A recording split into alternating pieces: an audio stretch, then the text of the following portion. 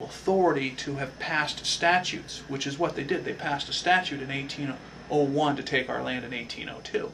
But they did it without a ratified constitution. Therefore, without the individuals in the state ratifying it, it has no force of law whatsoever, which makes their actions a mob activity, which is why you see the KKK filing. That act was initiated to keep large groups of people from wandering the countryside, victimizing minorities through force and fear, which is the situation you had. Now, the results of them taking that land without being a state had a genocidal effect on our people, because we weren't citizens until 1924. So you took the land in 1802. You're not a citizen until 1924. You have no legal recourse whatsoever. You have no land with which to farm, no rights to fish. So you cease to exist as an entity. A tree would have more say than a Native American prior to 1924. So that is pivotal. How could the President of the United States claim executive privilege 30 years before he was the President? It's the same concept. You can't claim sovereign immunity if you weren't sovereign. And without a ratified constitution, you're not a state. Does this apply in any way to the 11th Amendment to the Constitution of the United States? Well, it's huge. Yes, it does.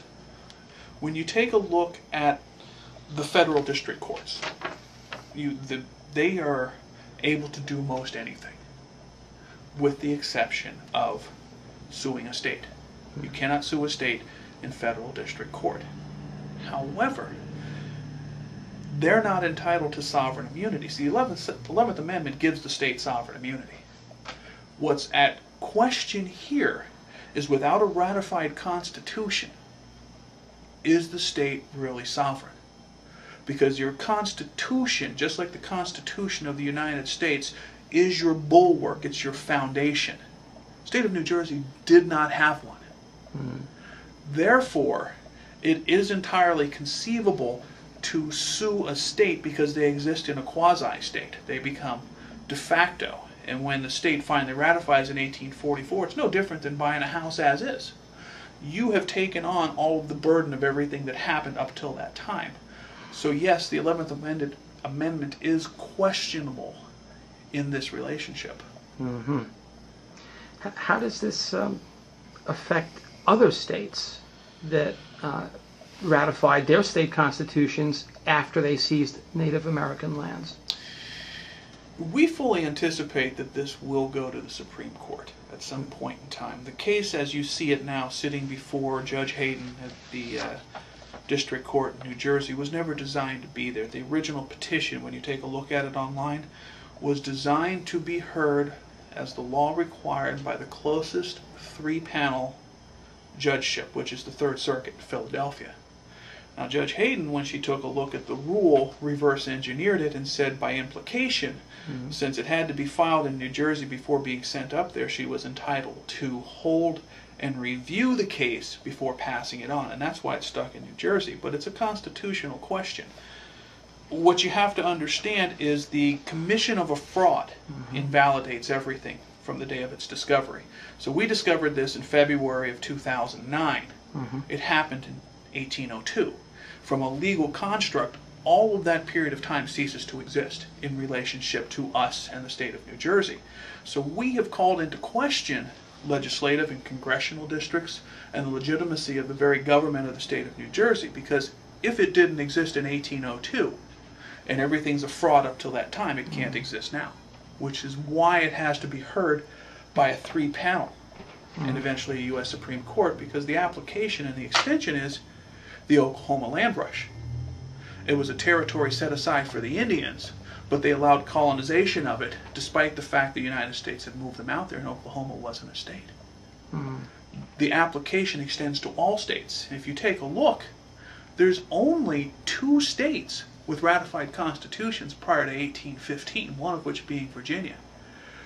But if you take a look at 1815, there's not a lot of Indians on the eastern seaboard by then. So what happened before all of those states ratified their constitutions is a massive question. And it pertains to all Indians across the nation, because as this country expands under the concept of manifest destiny, the same series of events continue to present themselves. People push out there, they eliminate the Indians, they push them away, they wipe them out, they kill them, whatever the case is. They take their lands, they pass laws. But how do you pass laws if you're not a state without a ratified constitution? It's a question of law that really only the Supreme Court can answer. Chairman Holloway, have you received any threats and or acts of intimidation since you began these actions against the state of New Jersey? I can't believe you're asking that question. Yeah, I've got a lot of friends. Yeah, we've had people across the street. I'm constantly under surveillance. If they lose me while they're following, we've had people go into the backyard trying to look into the windows to see if I'm there. The phones are tapped. My father jokes that if I ever stop suddenly to tie my shoes, there'll be a 5-car pileup.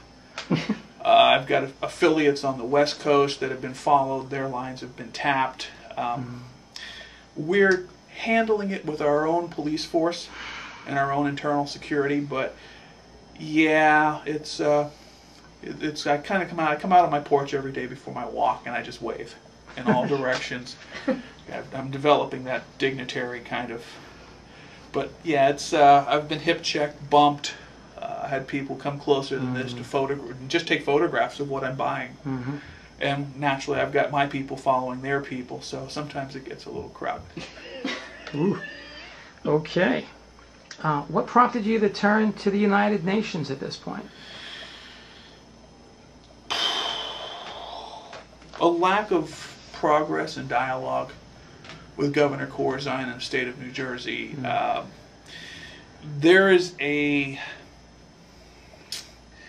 There hasn't been an interest in doing what's right.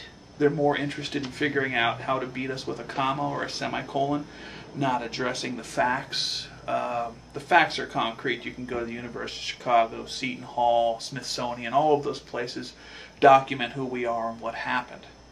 But in the state of New Jersey, in the court system thus far, nobody seems to be concerned with the truth, with rectifying situations. They're spending millions and tens of millions of dollars and trying to figure out how to beat me on a period.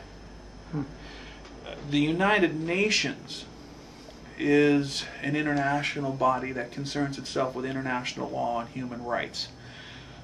It appeared to me, after much consideration, that it was the appropriate place, because if the United States, as a country that exists today, does not acknowledge the treaties that we are signatories to, then it becomes a violation of international treaty law.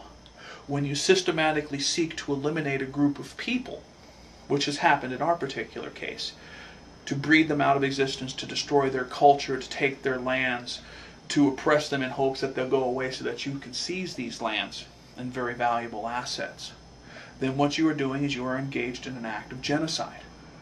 Now, I know there's been some pressure as to why have I named Governor Corzine in those particular charges. From our perspective, when you breach your oath of office, when you break your fiduciary relationship to your constituency to investigate, because he is also the chief law enforcement officer of the state, he's it, the buck stops on his desk.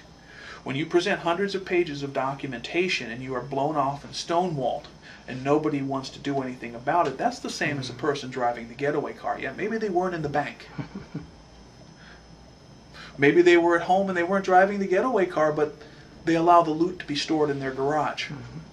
I think it's very fitting in view of what's been going on in the state of New Jersey. There's a systematic overview in the state where, and this goes back to the formation of the United States, the state of New Jersey has systematically ignored every federal law in relationship to Indians, with complete disregard, no different than what you see in the news today with their disregard for ethics and money laundering and everything else. It's a systematic pattern that exists, and we needed to go to a neutral body, that being the UN. Our treaties are with the United States. They're not with New Jersey. The United States has not forced New Jersey to honor our treaties. Therefore, since the United States is part of the UN, we went to the UN so the UN can look at it without being influenced with internal politics. Were you at all concerned that this would be a major embarrassment for the current administration of the United States? I would be embarrassed if it was my people. I don't think there's a Native American Indian in this continent whose ancestors wouldn't turn over in their grave if we had done this to people.